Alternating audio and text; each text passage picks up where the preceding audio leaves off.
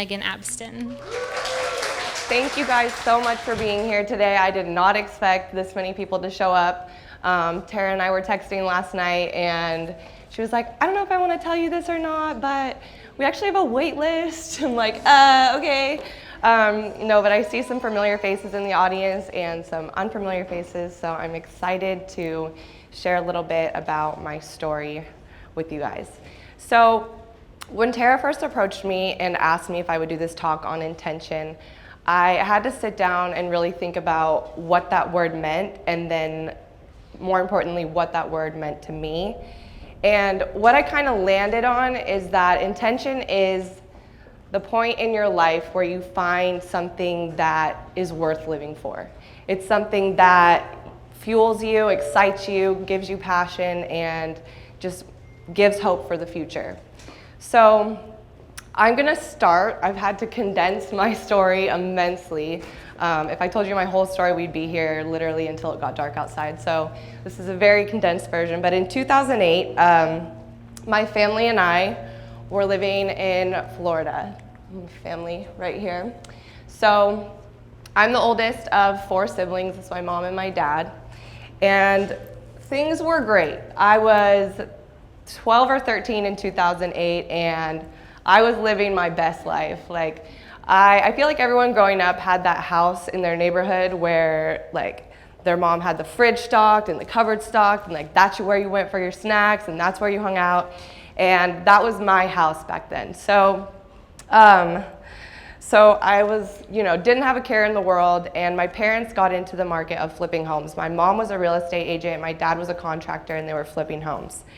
And so we were doing really well. It was the first time in my life where we could really spend beyond our means and we didn't have to worry about anything. Until one day I came home from school and my mom's brand new, I didn't realize I was walking back and forth in front of the projector, sorry. My mom's red Suburban was getting towed out of our driveway. So I remember going inside and asking her what it was all about, and I didn't really get a finite answer from her. It was just kind of, she made some excuse or shrugged it off. And so a couple months later, my parents tell us that we're going on this surprise vacation up to Washington State. So we get there, and once we're there, my parents tell my siblings and I that we're actually not going back to Florida, and we're living here now. So without being able to say goodbye to my friends, because that's important when you're 12 and 13 years old, or go to my room and pack up my things, I had to reestablish this new life for myself in Washington State. And not just like I feel like when people think of Washington State, they think of Seattle, like metropolitan. No, it was like a cow town off of I-5. It was not anything glamorous. So what had happened was my parents had to file for bankruptcy from the 2008 recession. It hit them hard. They literally lost everything. They had several homes on the market, and all of which they had to give back to the bank. So I became kind of angry. We moved into my grandparents' 1-bedroom rental house. I had to pick up a lot of the slack from my parents because they were busy trying to reestablish themselves financially. And I became angry. And so this anger kind of translated into this rebellious person. I got a little wild. I stopped obeying them. I kind of started doing whatever I wanted. And something that I found in Washington that I was really passionate about was wrestling. So it was a way for me to channel my anger and get out some of the aggression that I was holding inside of me. And so I start wrestling, and I'm actually really good at it. And so usually when you're a kid and you're growing up and people tell you you're good at something, you keep doing it, right? You're like, I feel good about this, people think I'm cool. Like I'm not gonna lie to you guys, I thought I was a little badass wrestling at 13.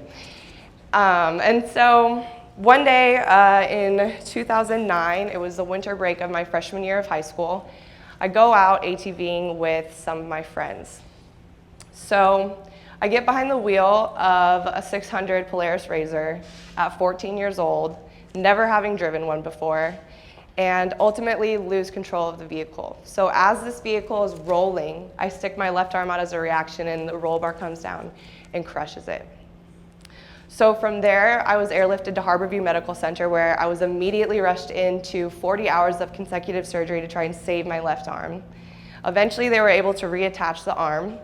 But then on January 6th of 2010, after several complications and bleed outs, the doctors came into my hospital room with my parents, and it was probably 6 o'clock at night.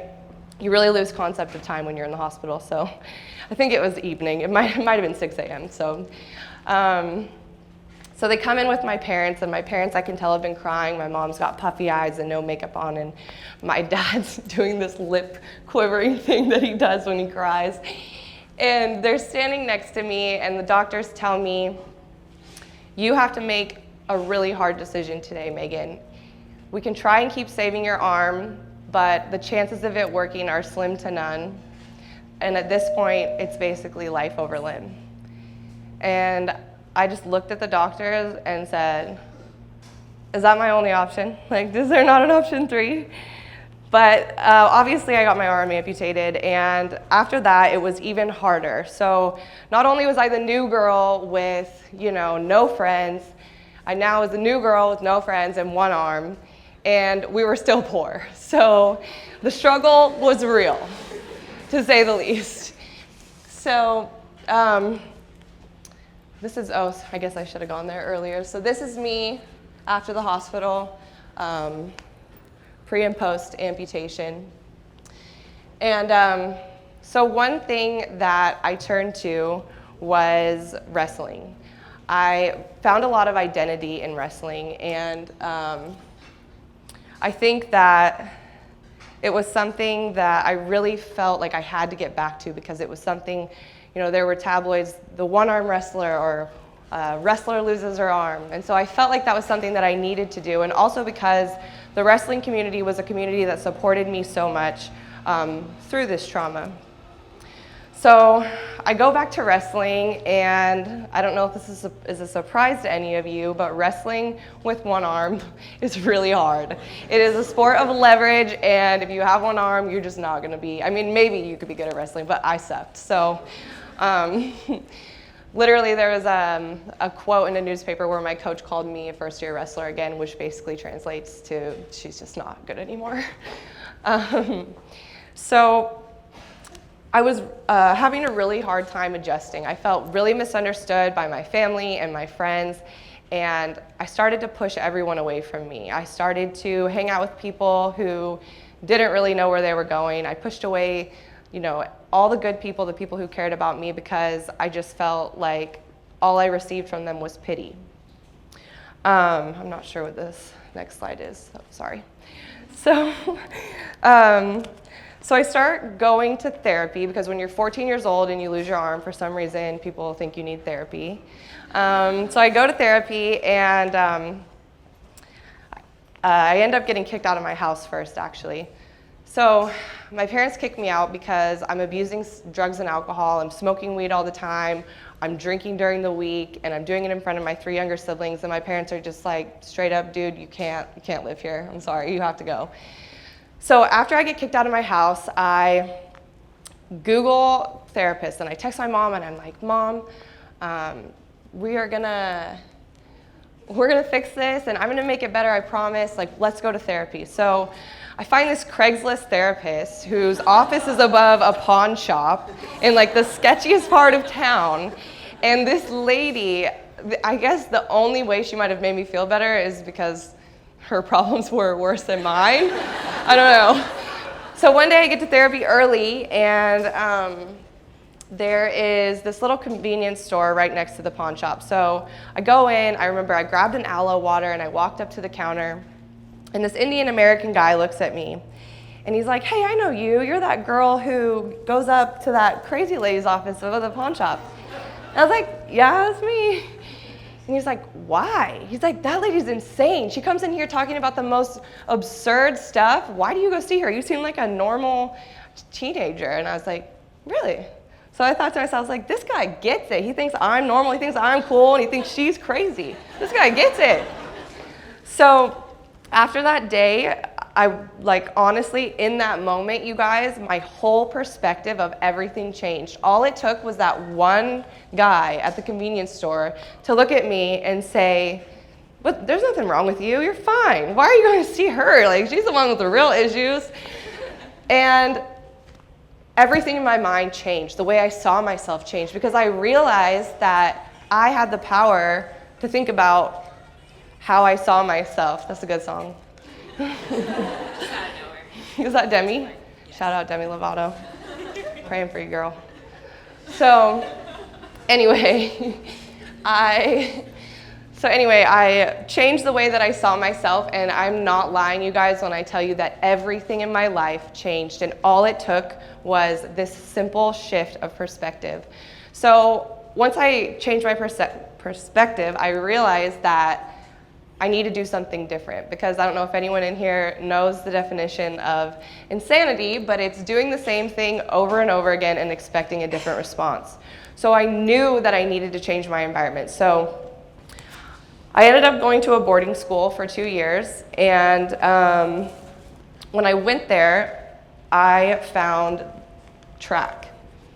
And what track gave me was, what track led me to eventually was the Paralympics. So I was running in a track meet, and a retired Paralympic coach lived nearby and saw me running and told me about the Paralympics. And so at the time, the only time I had ever heard Paralympian or Paralympics was in regards to this guy, who's Oscar Pistorius, who's South Africa's 400-meter blade runner.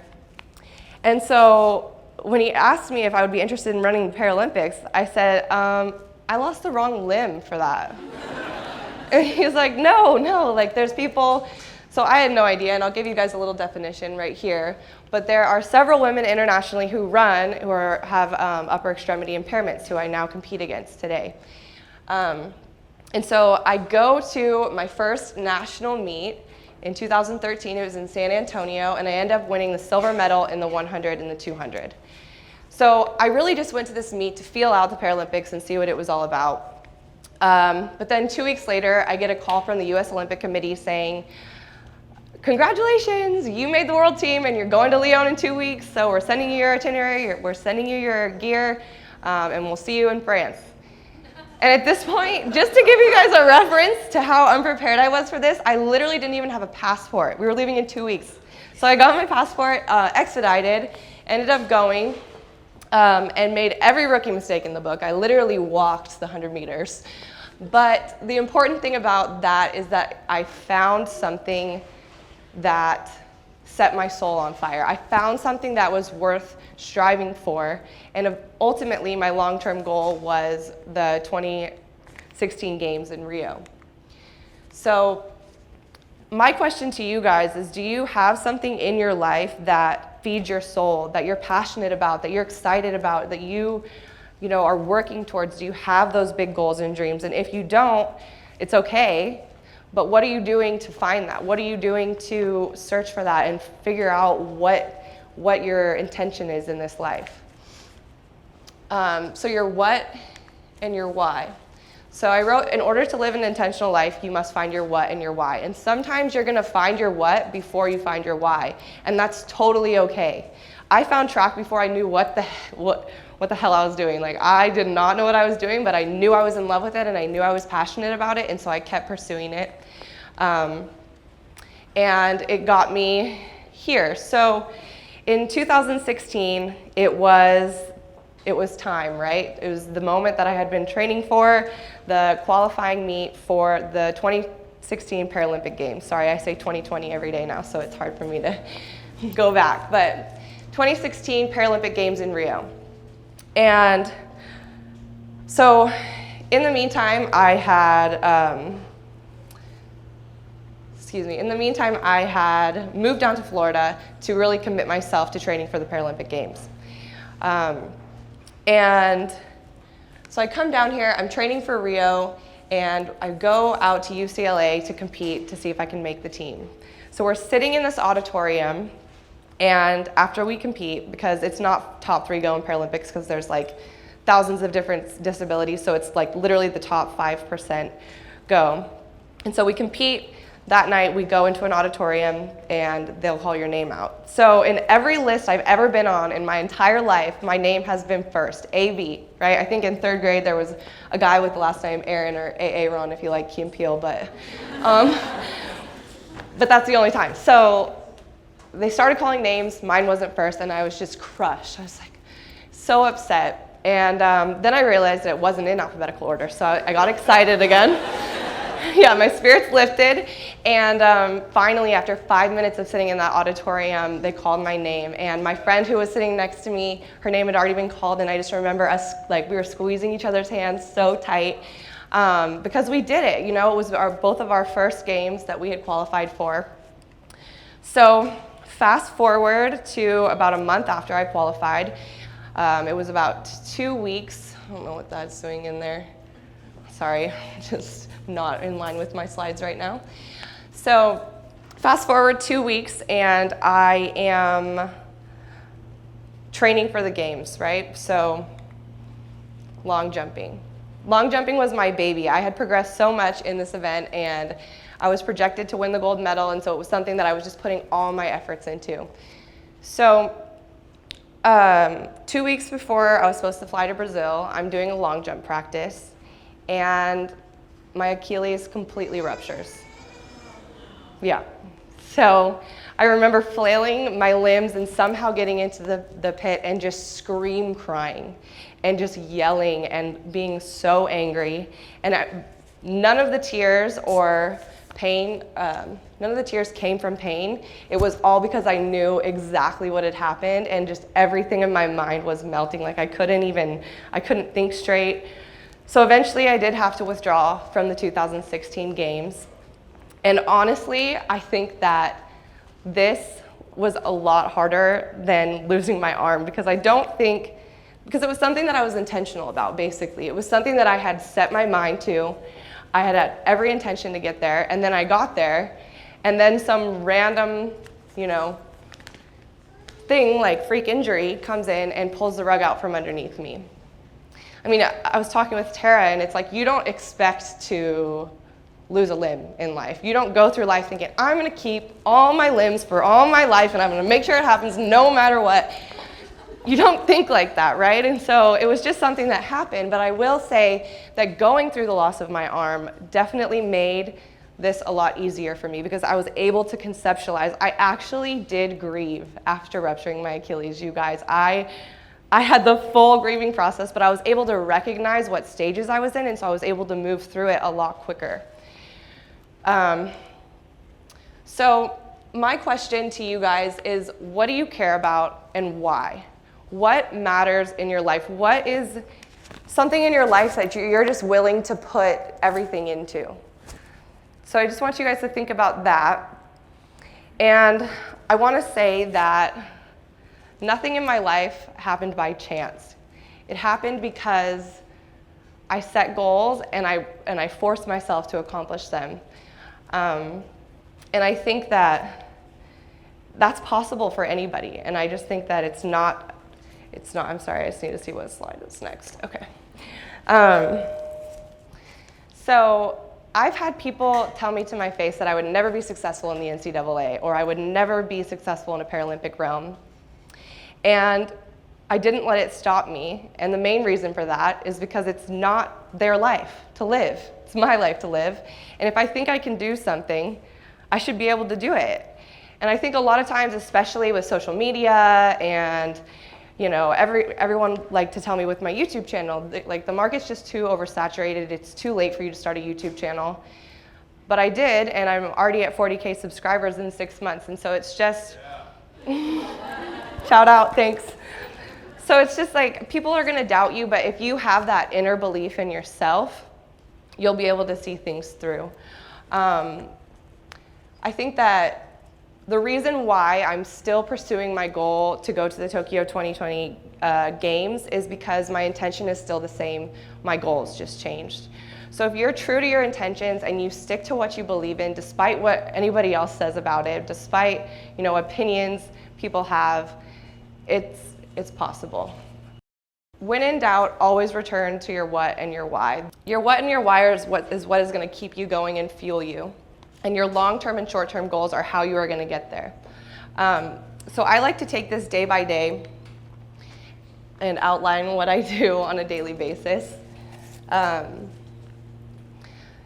So there's a book called The Adversity Advantage, and I recommend that to all of you guys. But what it's about, obviously, you guys can probably gather from the title. And I have a proposition for you guys, and it's to look inside yourself. And this might be harder for some than others, but look inside yourself and find that residual pain from whatever's happened in your past. What are you hanging on to? What words are you hanging on to that somebody said? What situation that you put yourself in at one point are you still thinking about?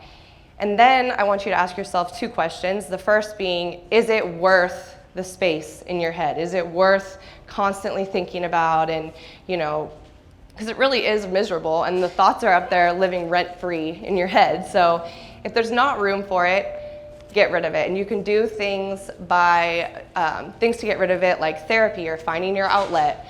I know I kind of I don't want to say shit on therapy earlier, but it is a good thing. I just got a wonky therapist. So therapy can be very good for you, as well as finding your outlet, whether it's creative or physical. Find something that you enjoy doing. And then if it's something that you feel like you can't just get rid of, if it's a demon from your past that you just feel like, I just can't, I'm never going to be able to move on from this, I'm never going to be able to overcome this, ask yourself how you can position that demon in a way to benefit you.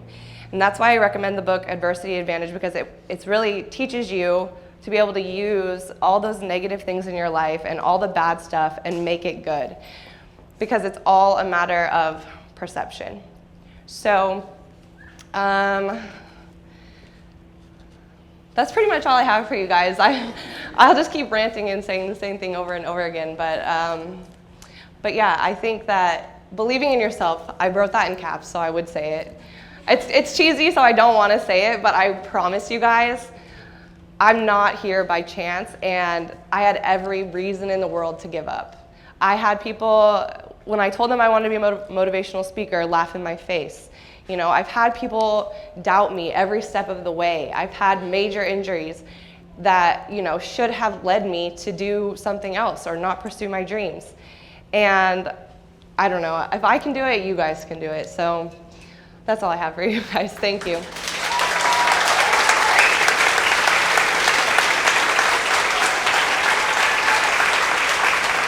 I totally crashed and burned at the end. Oh yeah. This is why I was dancing around not knowing what to do. Sorry. Okay, if you guys have a phone, we're like eco-friendly here, so we don't have paper and pens. But if you have a phone, I want to do the quick list method with you guys. I was thinking in my head, like, I need to do something, I need to do something, I need to do something. So if it felt like I kind of crashed and burned the last 5 minutes, it's because I forgot about this. I'm like, what am I supposed to do? The thought was just like getting bigger and bigger in my head. So in 30 seconds, I want you guys to write down your 3 top goals. Don't start yet. Nobody, don't. I see you guys looking down at your phones. Don't start. Okay, do we have a timer or something? Can you just use she's got her Apple Watch. Oh wow, out loud? Okay, that's a little bit scary. Okay, in 30 seconds, you guys are gonna write down your 3 most important goals and go. I felt like a teacher. Everybody put their heads down. I like this.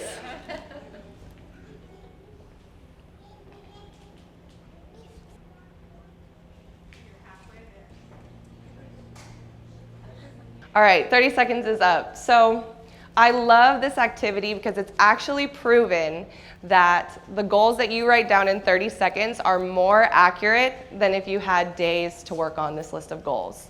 So I want you to look at these goals that you wrote down and realize that these aren't just, off the cuff. These are like real goals. You're already thinking about what's important to you from this talk, and you write down what immediately comes to you. So I need you guys to realize that that is what is important to you, and now you need to take your energy and intention and put it into these goals, because there's no reason, as cheesy as it is, we're only here one time, and there's no reason that you guys shouldn't be able to achieve everything you want to. So now I'm finished. Thank you guys.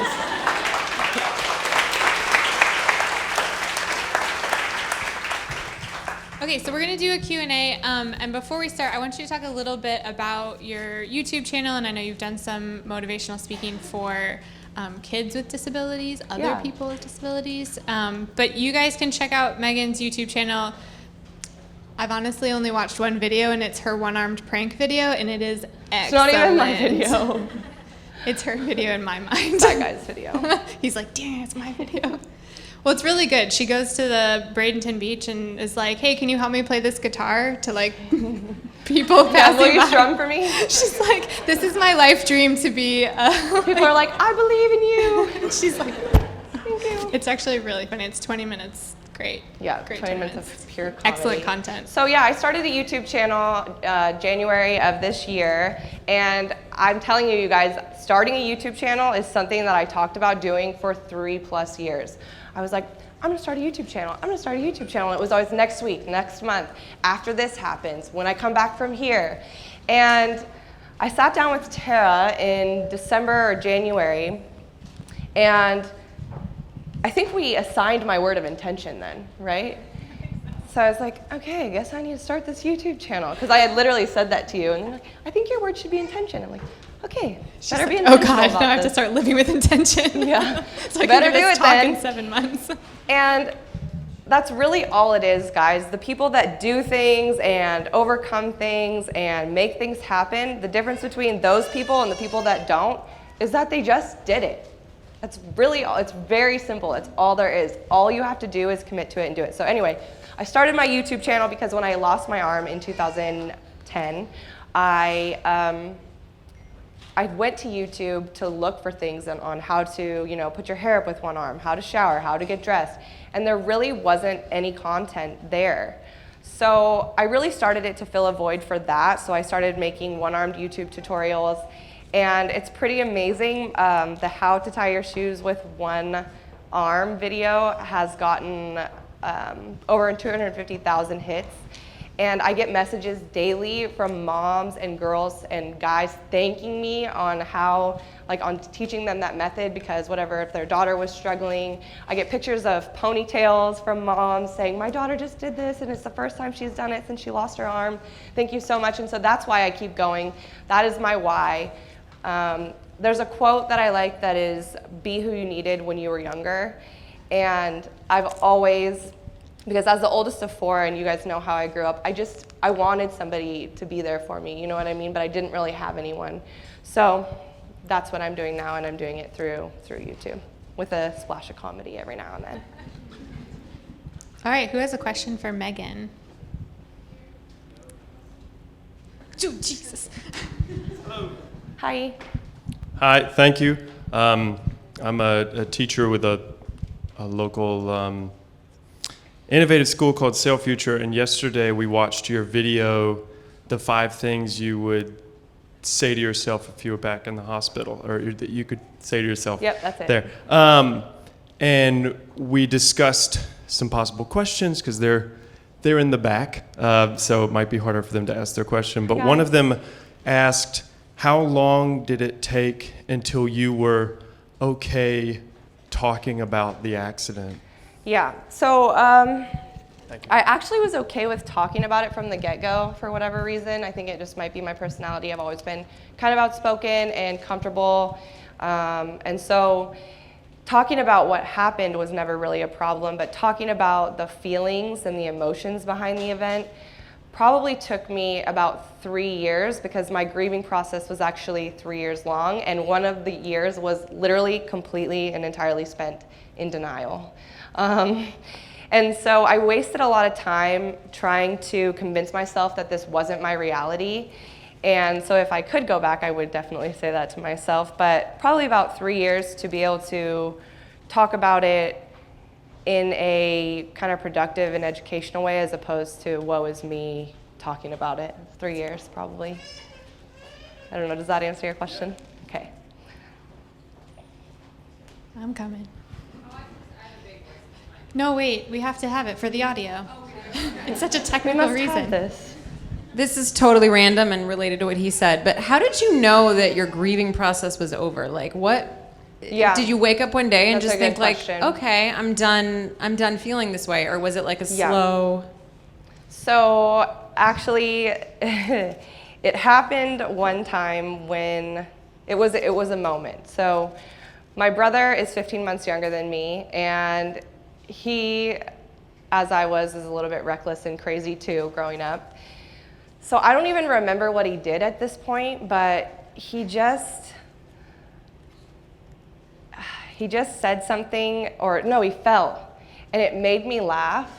And it was the first time that I had actually laughed in years, you guys. Like, actually had that laugh where I was genuinely happy, and I felt it, and I actually took a step back and was like, oh my God, I just laughed. Like, that's so, it felt so good. And I just realized that I was gonna be okay. I didn't, because I was just living in this world of darkness, like grief is such an ugly thing. And so I guess it was kind of my light at the end of the tunnel. Sorry, I'm over here crying. Hi there. Hi. Hi.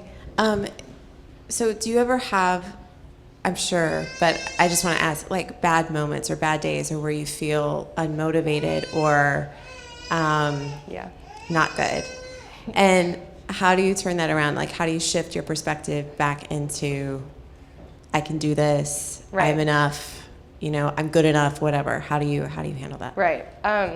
Sorry, I got distracted because when you said bad days, my boyfriend's right here in the front row and he just looked at me. Bad days, huh? She looked at me, I didn't look at her. I'm like, shh. No. So everybody has bad days, right? That is so human to have bad days, and things happen that make you feel down and out and worthless and upset. And I think that the biggest piece of advice I could give someone is, well, I could give a couple, but I guess top two. One would be follow every negative thought with a positive thought. So first you have to realize that you're having a shitty day. You have to realize that this sucks and kind of realize why you're feeling that way.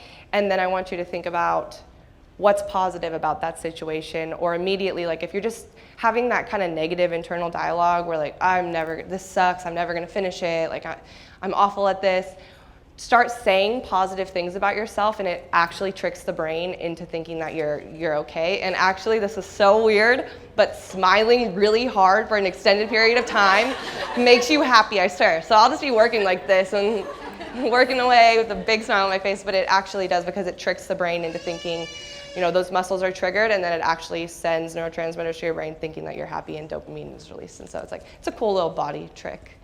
But yeah, that would be my piece of advice. Mm-hmm. Former speaker, Stephen Hi. This isn't a criticism, but I think that what happens with a lot of motivational speakers is that people hearing what you have to say assume that you have to do. And that is intimidating, or can be. For sure. Can you say something about the importance of treating yourself and relaxing and Yes. giving yourself a break and that sort of thing? How I does that can't fit say enough into? about it, actually. So I guess I'll just use my story and personally what happened to me. When I went back to wrestling, I sucked. I got my ass beat for 2 years straight on a wrestling mat. And it was really hard for me to think that this is something that I was supposed to be doing when I was just so terrible at it. And then once I kind of got, out of the stage where I felt like I had to prove myself to everybody, I realized that I was doing okay. You know what I mean? Like, I had just lost an entire limb. And so I learned that the better you take care of yourself, and like I said before, with the internal dialogue, the more positive that is and affirming of yourself, the quicker you're going to be able to get over something, and the better you'll feel just in general. But I can't say enough about taking care of yourself. And I know there is definitely a lot of busy, hardworking people in here, and there's moms in here, and there's dads in here, and I know that you guys have to prioritize time for other people, but you can't pour from an empty cup, so you have to take care of yourself first. And I know you're like, that's not realistic, but it can be. You just have to learn how to manage your time.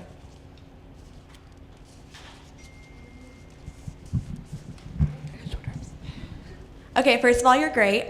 Oh, thank you. So we're in a world full of advancements right now from medical and technology. If you had the opportunity to get a prosthetic, would you take it, or have you just kind of accepted that this is who you were meant to be, or that this is your destiny? Sure.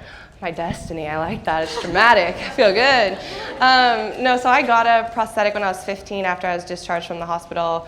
When I was 15, I just wanted the one that looked most lifelike, so I got a cosmetic prosthesis, which is basically like a Barbie arm that you put clothes on and it just looks great, but it doesn't do anything.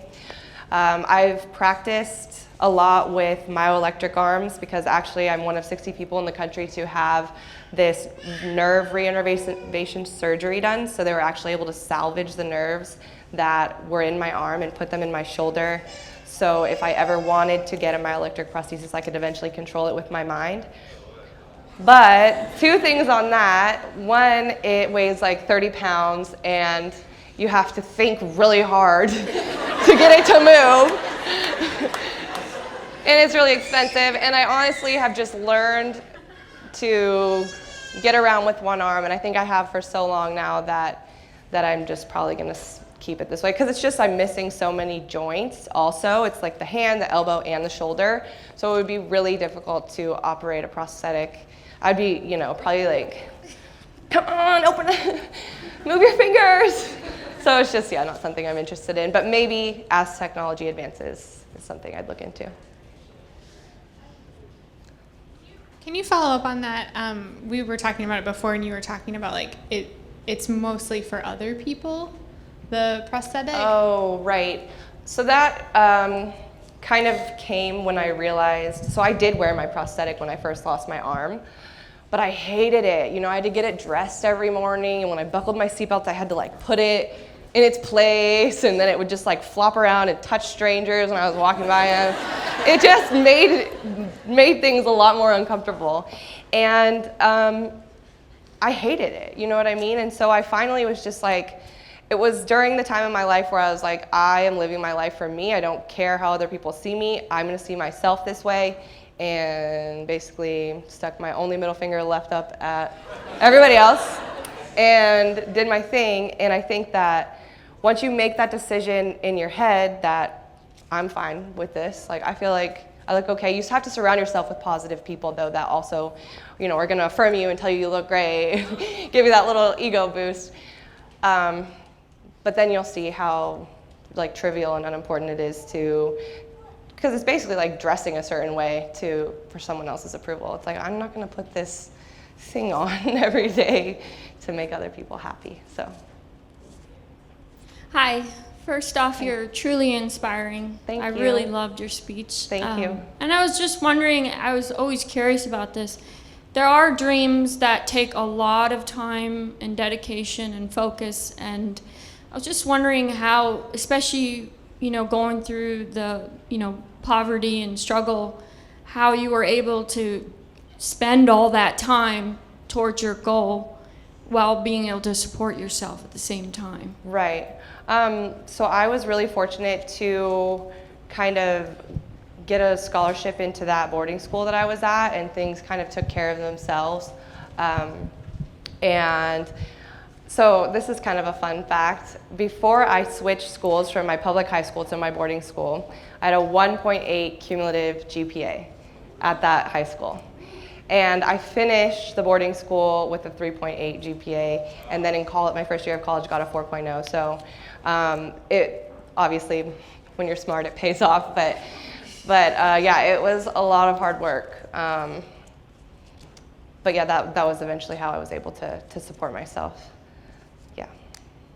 So you said there's a difference between like clear goals and intention. Mm-hmm. It seems like you have a lot of different interests, and that's awesome. Like you have so many things that you're interested in, and you grew as a person because of those things.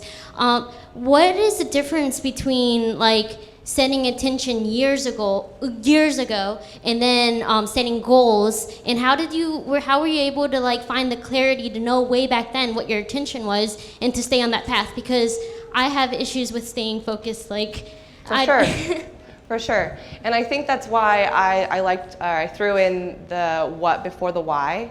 Sometimes you find something and it excites you and you're passionate about it, but you don't know why you're doing it or what could come from it or how you could profit from it. But I think that the most important part about being intentional is staying true to what you care about. And then down the road, sometimes it takes 10, 15, 20 years, like it will pay off. But I think for me, I just knew that it was something that made me feel good. I think it helped me return to that state of normalcy that I was craving, where I actually could be a competitive athlete again and be respected as one. And you know, it was finally like I was in a state where, you know, I felt good again, and so I just followed my intuition with that.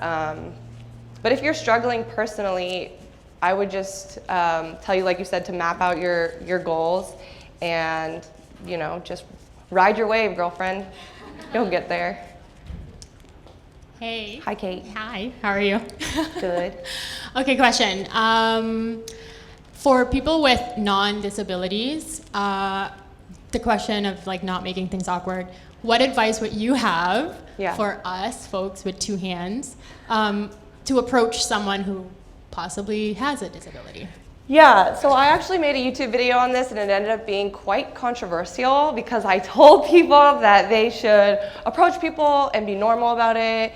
And then I got a bunch of backlash from disabled people saying, I hate when able-bodied people approach me and just think that they get to know my story because it's visible. And I was like, oh, sorry. So personally, I prefer, so Tara, come up here for a second. Okay, so if we're in the grocery store together, not together, apart, but same aisle. And this is me, so there's no arm there. And there's a lady in the grocery store going like this.